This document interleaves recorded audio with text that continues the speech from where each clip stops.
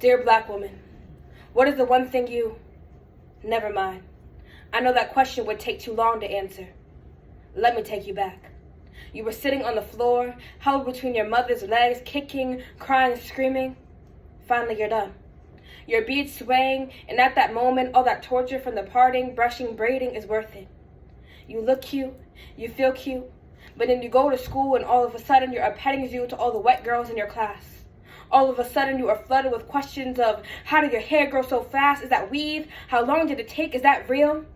At that moment, you're an alien, pigeonholed as different. Everyone is so intrigued, but when it comes time to play hairdresser with your friends in class, that all goes away. And now your hair is labeled as too difficult to play with. Dear black woman, what is the one thing you hated about growing up black? Is this it? Or must I continue? What about when you had just gotten a fresh new silk press just to realize your best friend's pool party is the following day, but you can't swim? You have an image to uphold created by your mother. My child will look put together. My child is presentable this way. I'd rather sacrifice her childhood than be judged by the other mothers around. Why weren't we taught to love the hair we have? Our self-love, robbed by society's beauty standards that seeped into our black mothers. They too didn't learn to love themselves. So why should we? Why should we get to stand proud of the crown we wear if they didn't? We were not taught to love our crowns, our bodies, but they didn't either. So should we heal from this mess they created?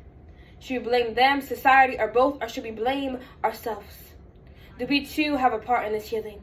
Do we too have a part in this mess? Do we too have power to change the way we talk to our temples?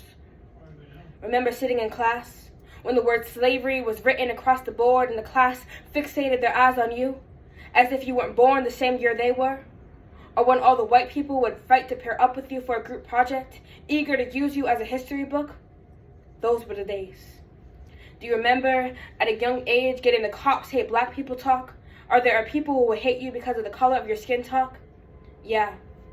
In black households, that talk is more important than the stranger danger talk most of us have received. It's a lifeline, a manual to survive in a society that's built on white privilege. But there is more to being black than this. We have come from a long line of strong fighters who have never allowed something wrong to just be.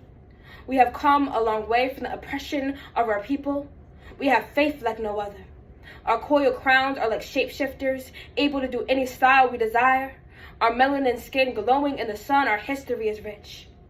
So dear black woman, what was the one thing you hated about growing up black? Actually, scratch that. Dear black woman, what was your favorite thing about growing up black?